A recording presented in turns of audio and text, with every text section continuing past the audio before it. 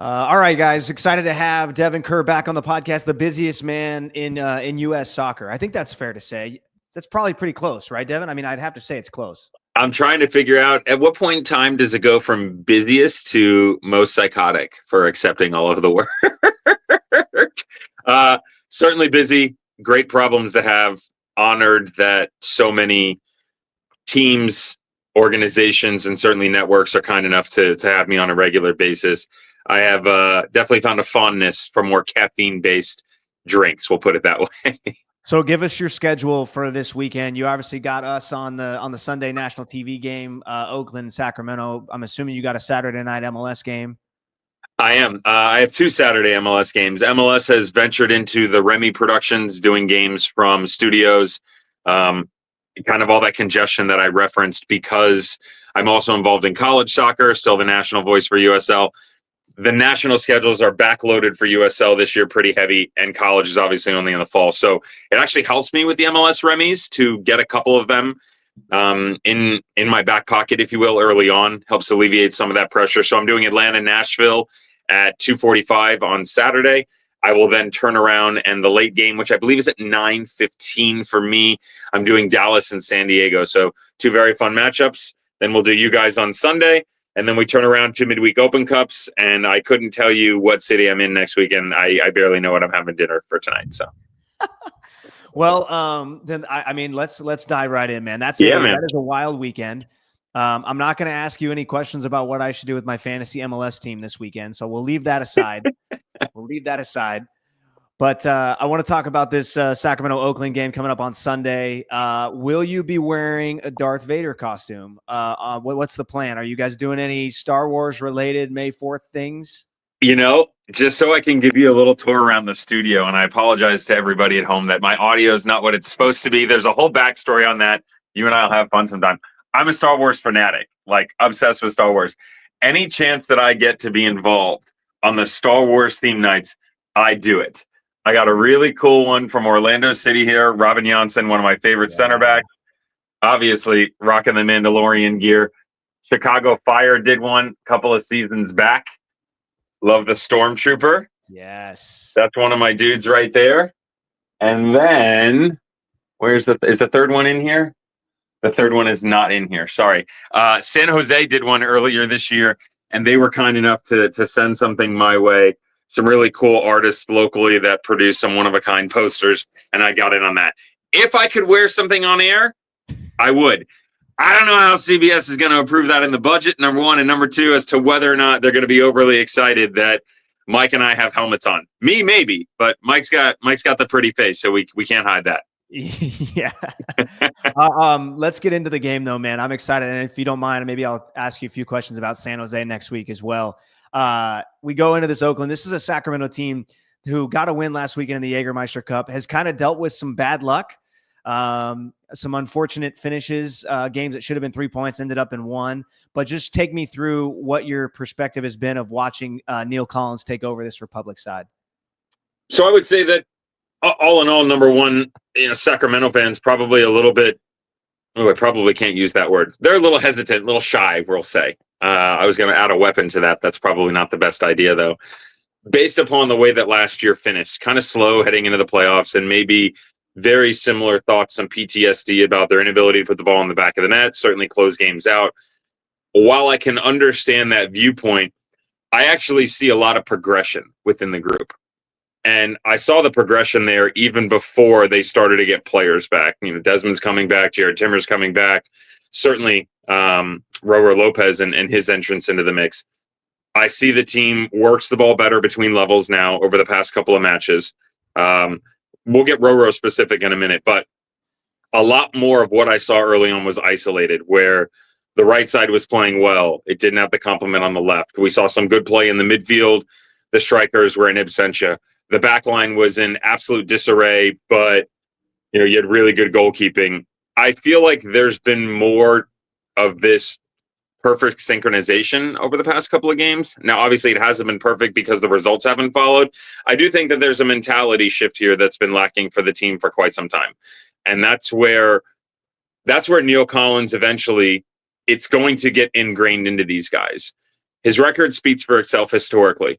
one of the most successful coaches in the history of USL, a guy that has literally won every single trophy on every level of the field, whether him as a coach, his team, or his players, except for the USL championship title.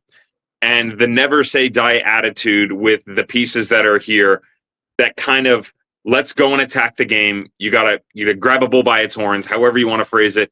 I think that team lacks some of it, but that's one of the biggest assets that he always brings to a squad. And I'm kind of waiting for that to matriculate into this team. So you talked about that luck factor. I agree with you that there's a luck factor to it. I also think there's a mentality factor that's not there, where you get to the end of these games and it's like, all right, eventually Lady Luck is not going to be there to save you. And this isn't about tactics. It's about, with 5 minutes to go, regardless of situation, that you're willing to be a person that puts their life on the line, the guy next to you, to go and get a result. And as of yet, we just haven't seen that from Sacramento. Do you feel like there's been games, like stretches of games? I feel like there's been stretches of games where we look really, really good. We mentioned the ends of games have not been great. Yeah. What do you think that is? Do you think that's just something that comes with time, with the new coaching staff, or you said it's a mentality thing? There, we've also had injuries, so the depth hasn't been quite where it should be. What do you kind of attribute that to, I guess? To me, the number one thing is injuries. I would say that. And because what happens, Connor, is this trickle down effect, right? And it's not a crazy idea what we're going to talk about, but if you don't have the quality of depth, guys have to go a little bit harder, maybe a little bit longer, right? When you do reach into that well to pull players out, the frequency that you have to go there becomes more often, because you don't have that plethora of bodies to be able to supplement all of those changes. So you're using more guys. The depth of them, all due respect to some players, probably isn't as quality. And their quality is a different conversation, right? Like the idea that Aurora Lopez he's going to be 38 in about a month's time or 2 weeks' time. The idea that Aurora Lopez at 38 is going to be better in certain areas, endurance, right? Top end speed, that's not even a conversation. Now, that mentality I talked about, that's the quality. So you kind of lose a little bit from everyone all over the field. That then becomes, okay, well, now we've got another game, and then there's a cup competition, which adds a different element where the cup football is different. You're going to get a result any way that you can. League football, you're trying to build so that come playoff time, you've kind of encompassed everything that the manager's putting in front of you. And I think that injuries really started that for everyone. And that's kind of created this trickle down effect to where we're just sort of seeing the start of this light at the end of the tunnel for Sacramento. I do believe that Roro Lopez is that guiding light. And I think that's probably a story people have all too often heard, but because of the different bodies they have on the attacking side, the different way that those guys see the game, certainly what we see on the outside, although Jack Kerr is going to be there, Dominic Bonner at the outside back position is something that you certainly want to look at. You've got a youngster in limited reps last year, Chibi Ukebu, who's trying to get more familiarized with how Neil Collins wants to play. I think there are a bunch of different players that are trying to pick up the league, trying to pick up Neil Collins' system, and then also pick up the tendencies of the players around him. So it's injuries, and then it's all those that are aforementioned that have really caused some frustration early on. I also think too, I know you're talking to Neil later today ahead of Sunday. There is a calmness factor with him, though, a belief, I think, that is really encouraging, rather than, just maybe early on in the season, some coaches would be panicked at this point or be a little nervous. And he is the exact opposite. He's so collected. I think that's probably just the poise that he has had in his career and probably in his playing career. What do you think that says about where he believes that this team is going to be, and how much confidence that probably gives the players, knowing that it's May 1st and not September? I love the fact that you paint that picture that way, because if you have to ask a fourth official the same question, they'd probably tell you that he's psychotic and needs to be admitted. One of the most passionate managers there is when it comes to his team in this game. And I think, to your point, that's where you have to hone in on blind loyalty.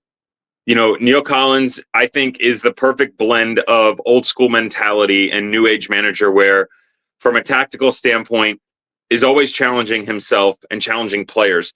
And to me, it's really a turn that we saw probably around like the 2020, late 20, early 21. It was during that COVID era where I had a ton of conversations with him 18 to 19 where he was looking for this 10, a prototypical number 10.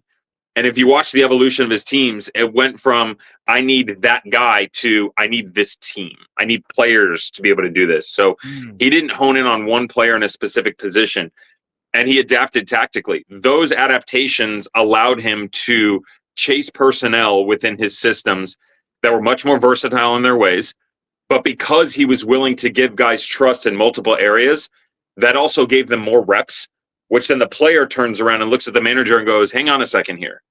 He not only believes that I can do this as a good job, he thinks that I can also accompany up into the midfield, right? Ryan Spalding is a good example of that. Danny Rivera during his time at the Tampa Bay Rowdies. Benitez is another great example of that, right? Like, they wants to play him higher up in the field. He'll play him at center back. He'll play him at outside back. He gives him a little bit of everything. So what players end up doing, because of Neil Collins' commitment to the personnel, that whole roster turns around, Connor, and goes, I'm going to give my life for this guy. Truly.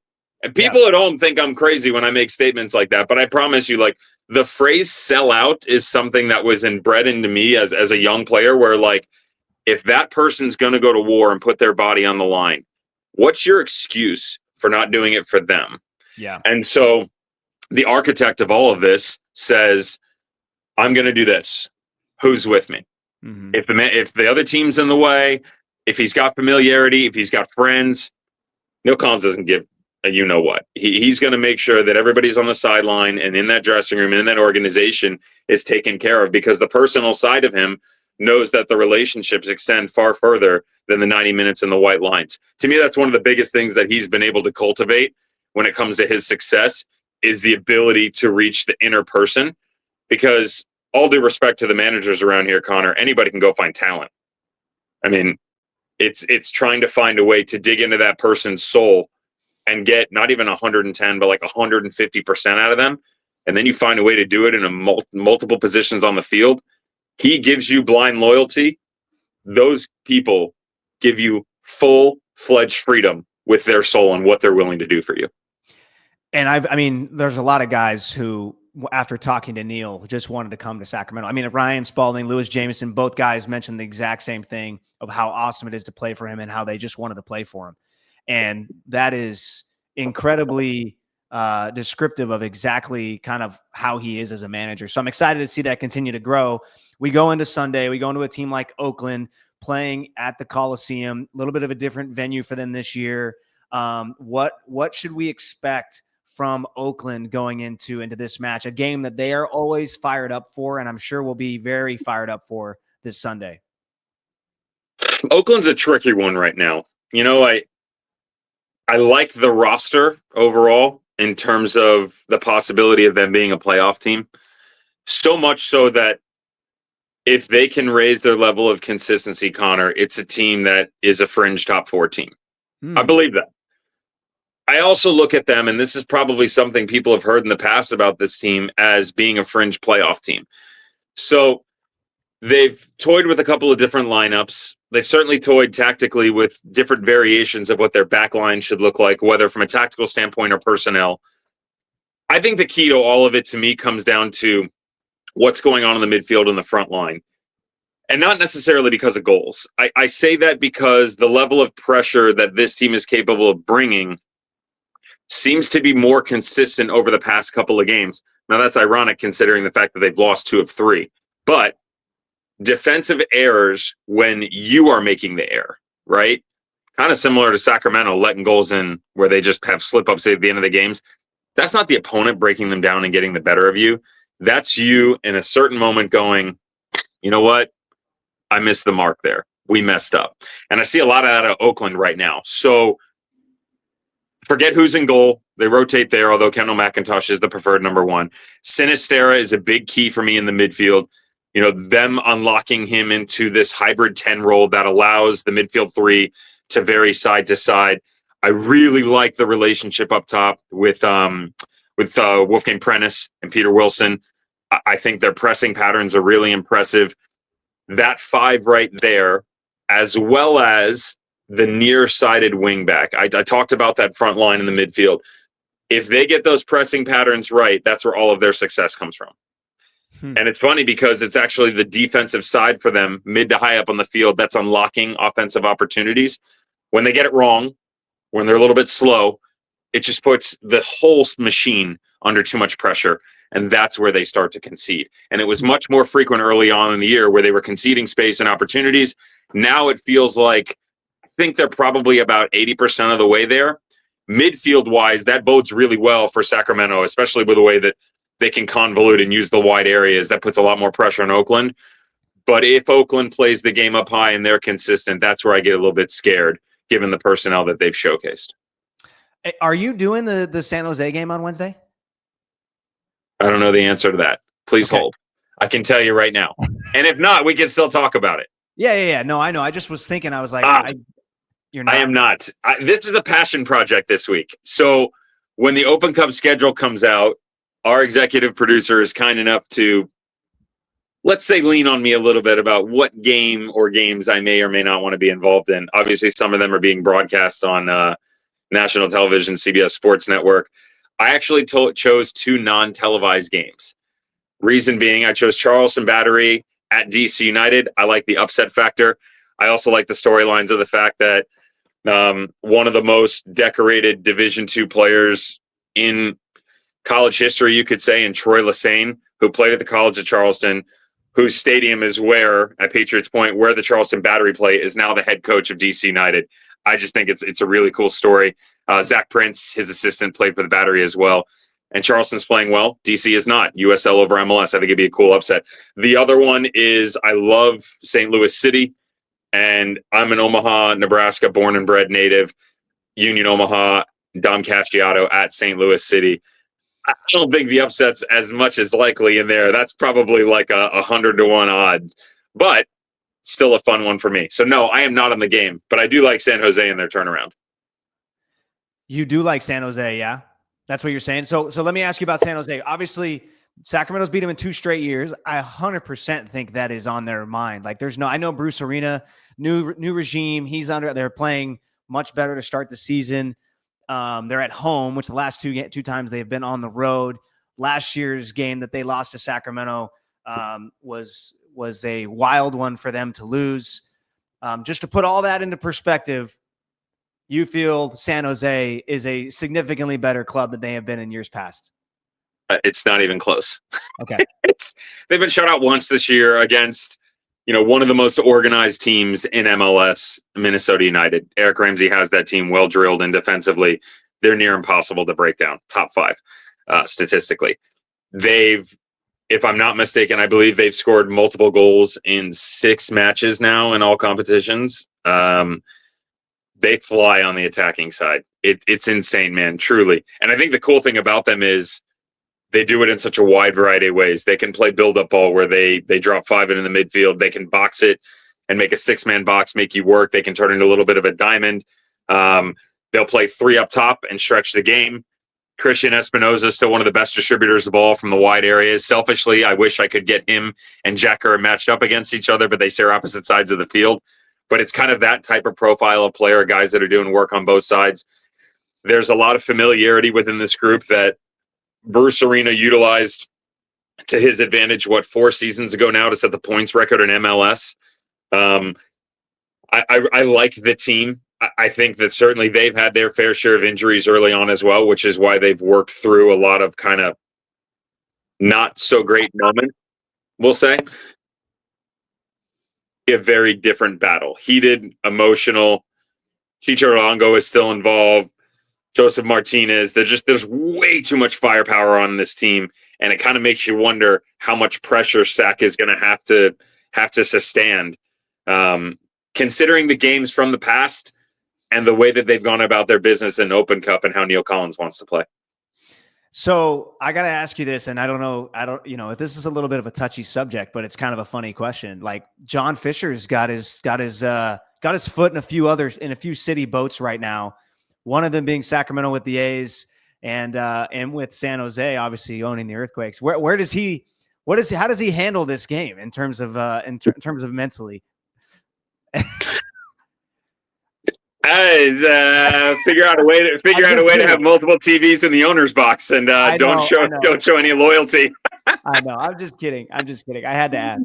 Okay, Yeah. so but San Jose, obviously a very different team. I wanted to ask you this too. Then let's the last thing because I know you got to go here shortly. But I wanted to ask this question. I know Sacramento, San Jose, the last few years has been pretty unbelievable games. I mean, maybe I say that from the Sacramento side. I'm sure San Jose would disagree. In terms of USL or different division rivals, where does Sacramento and San Jose rank for you in Open Cup play in the last 5 to 10 years in terms of teams that seem to always go against each other who are in different leagues? That's a very good question. Yeah, a little bit better of a question. Yeah. Yeah, no, that's a good question. I think number one is certainly the frequency. There's a factor in that, right? Has to be. I'm trying to think in my head who we've seen paired together over the past couple of seasons on a frequent basis. I'd have to go a division lower. Union Omaha and Sporting Kansas City have done battle a couple of times. I know Miami and Miami FC had 2 battles. That was fun. Yeah, I'd probably, on the spot, I'd probably have to say the best, just because we've seen that more frequently than anybody else. Yeah. The way that the draw works out with hosting rights, what stadium's available, do you actually want to host? And then who's, I have no problem saying it, that the way that the competition format has changed due to the number of MLS teams over the past couple of seasons, we don't see the same teams every single year either, right? Especially this year. So, yeah, I mean, I would say just in frequency, number one, it's probably the best. And then certainly selfishly getting to be a part of them. Yeah, it's been one of my favorites. You could probably go back a little bit further and also include Seattle into the mix with some of the games against SAC. But yeah, probably number one between USL and MLS. That's kind of what I think too. I think the regional aspect of it does matter too. I really do think it does. And also the competitiveness. Like I think Seattle pretty much has beat up on Sacramento over the years historically in the Open Cup. So I think we beat them once. Yeah, but they still, I was going to say, 2015 or 20, something like that, 16, you guys beat them, but there was a frequency factor. I got to tell you, man, that is an incredible article to be written. You're welcome. Right?